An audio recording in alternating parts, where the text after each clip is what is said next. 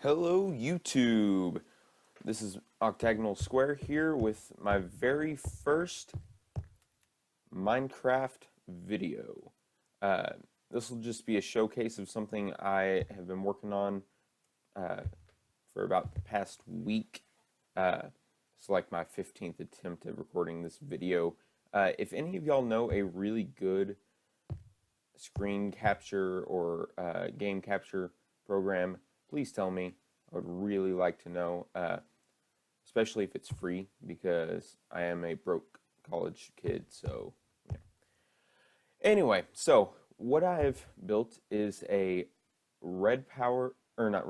a Redstone in motion elevator. It goes on 3 different floors. I based it on a design by the YouTuber Shvok. I can't say that word. It's SHVOK. I'll post a link in the description. His was just for 2 floors, and it was just one where it had a switch that made it go up. When you got to the top, you had a switch that made it go down.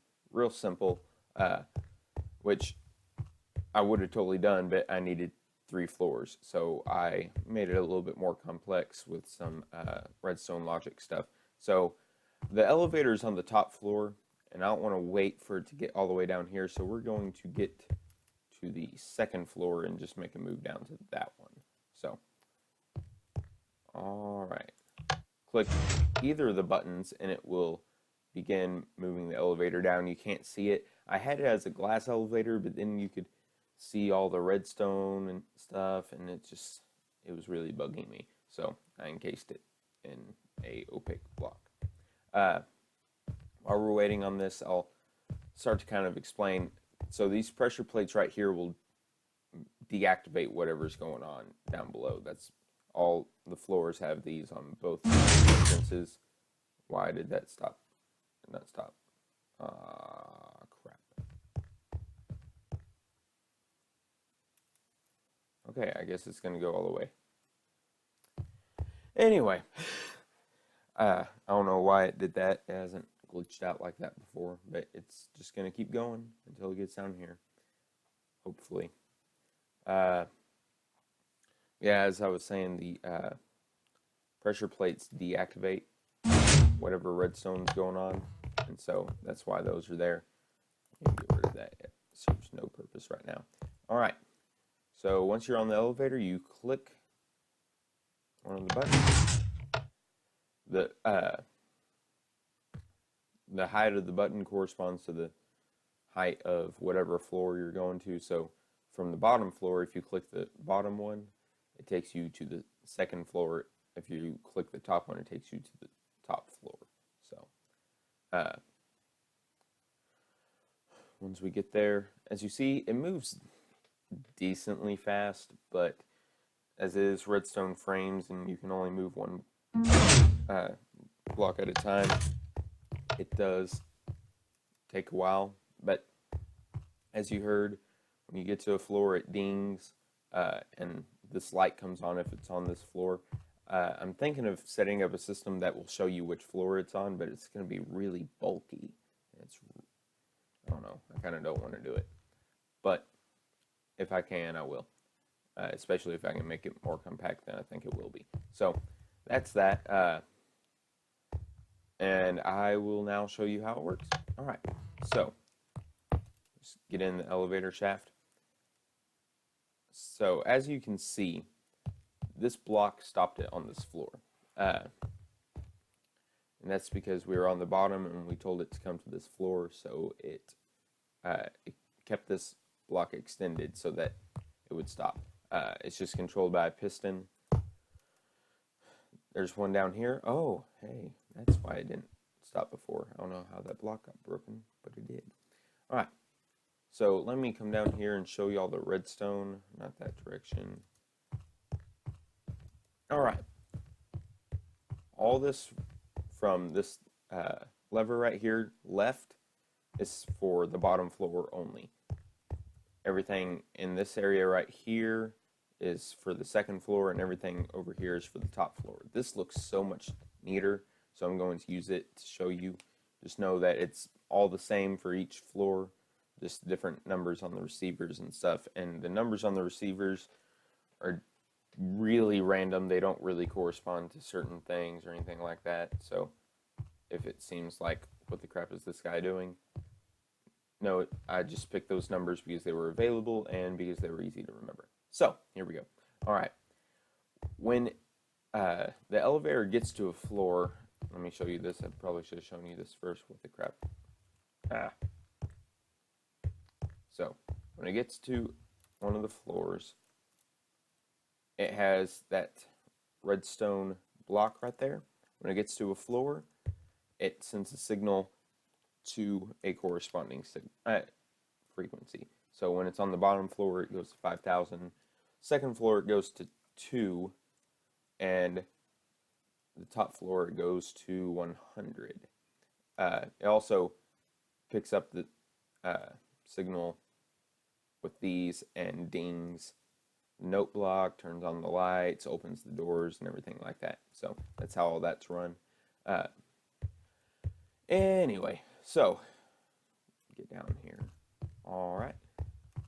So if it detects that it is on the top floor, it opens up the possibility on all these. You've got 2 AND gates. The first one only requires a signal from one receiver. And when it gets that, along with being on the top floor, it opens up this AND gate, flips this toggle latch, and it does this. This controls the top piston that stops the elevator. When this gets activated, the piston retracts. When this gets activated, the elevator moves down.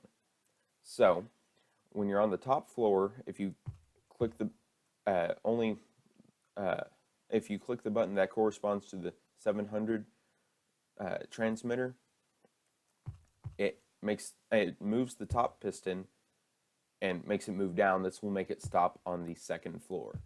Now, if you click the other button, it will send a signal to both 700 and 600.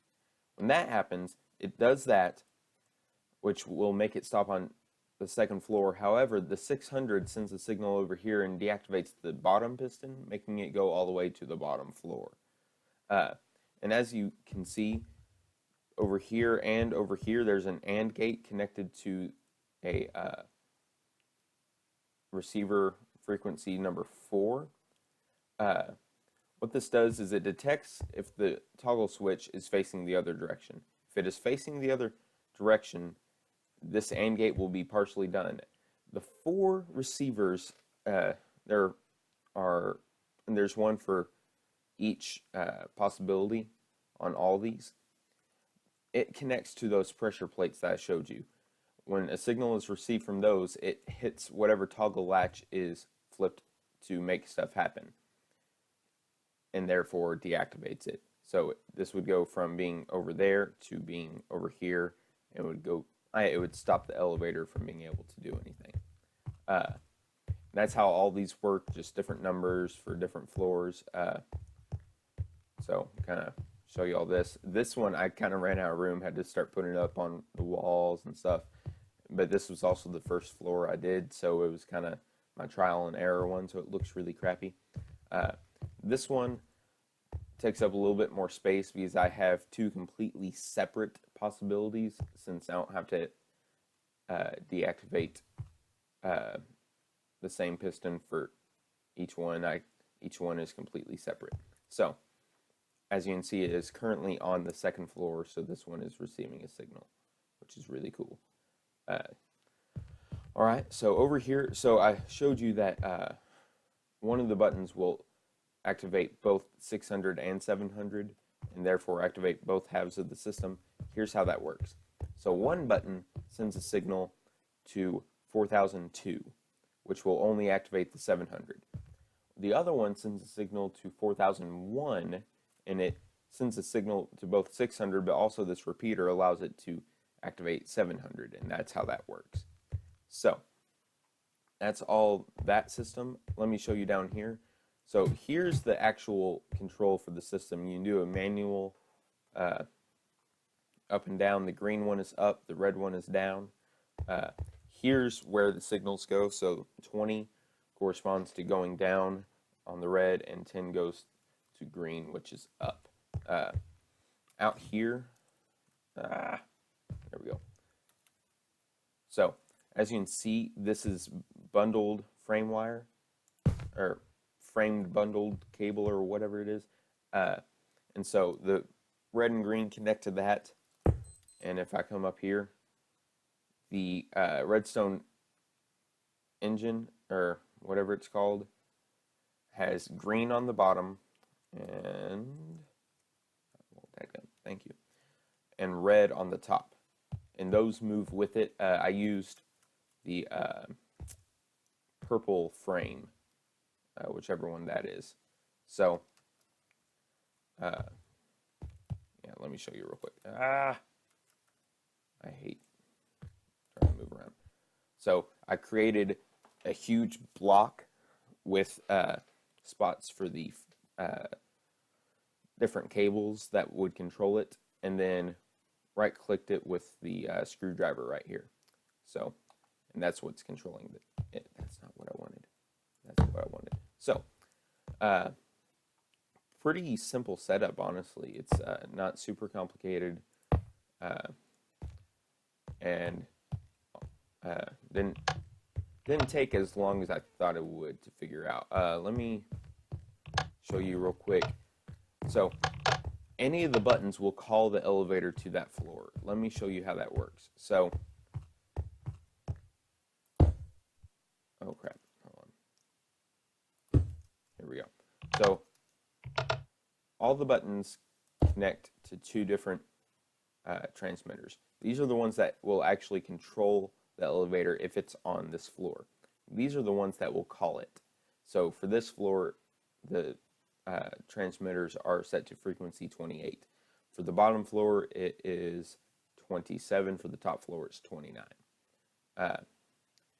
And so if it detects a signal from the from 28, if it's on a different floor, just let me go down here and show you. All right. Receives a signal from 28. If it's on the top floor, it'll have a signal here.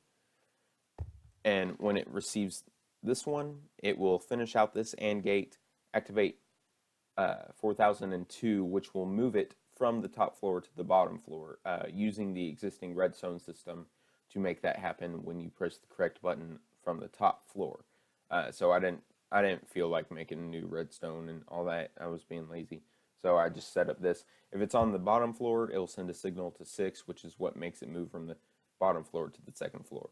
Similar setup over here. If you're on the top floor, and it detects that it's on the second floor. I hate when this stupid thing makes that noise. It's so annoying. Anyway, if it detects that it's on the second floor and you hit on one of the buttons, it will move it. It will send a signal here and move it up to the top floor. If it's on the bottom floor, it sends a signal there and moves it to the top floor. Same thing over here. If it detects a signal from 29 while the elevator is on the second floor, it sends a signal to 400, which will move it to the bottom floor. If it detects it's on the top floor, it will send a signal to 4001 and move it to the bottom floor. So yeah, that's how all that works. It's not super complicated. And I think I'm about to have a really long video because of this. So that'll be it. See you guys later. Bye.